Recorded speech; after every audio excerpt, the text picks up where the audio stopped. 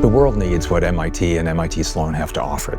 The idea that I get to work in a place of really smart people who are trying to make the world better, we're the place that translates innovation that's happening in climate and energy and generative AI and healthcare, et cetera, into new enterprises, new business models, new ways of thinking.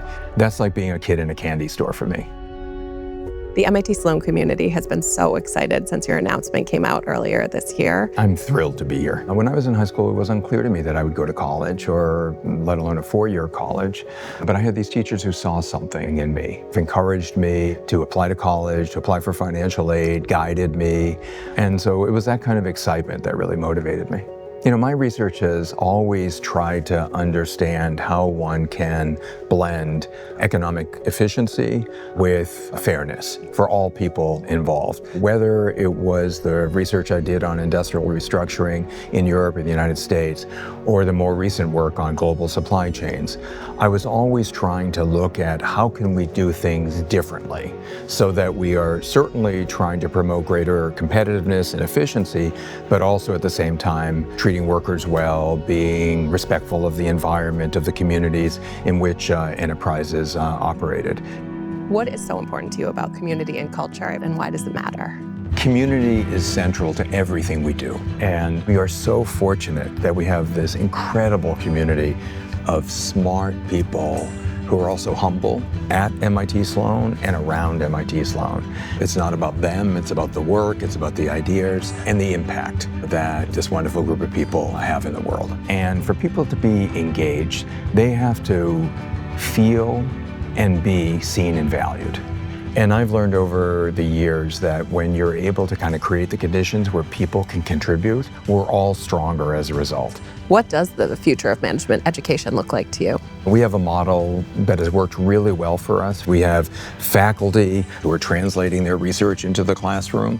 We have case studies, we have simulations, we have action learning. What an advanced degree does is that mixture of having skills, but also having a mindset and an agility so that you can remain curious and keep on learning. How do we build on that?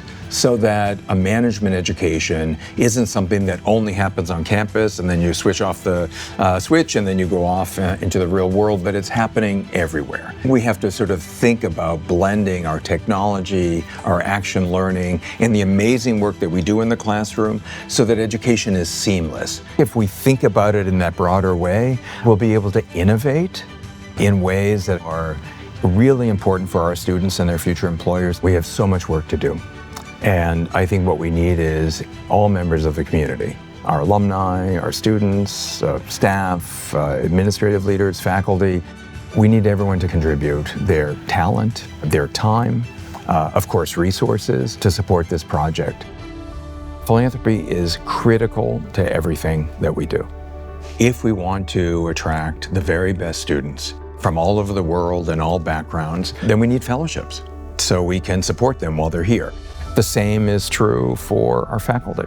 If we want to bring the most talented faculty from around the world, all backgrounds, to MIT Sloan and allow them to thrive, we need faculty chairs to support them. We need research funds to allow them to take risks, but also seed the next big idea.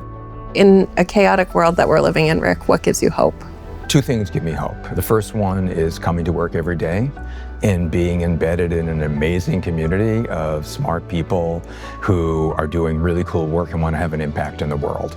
That is a gift to be able to work in such a community. And the other thing that gives me hope is I'm a grandfather of a 2-year-old, and just seeing the kind of excitement and energy and joy in the world, I just think yeah, that's what it can be for everyone.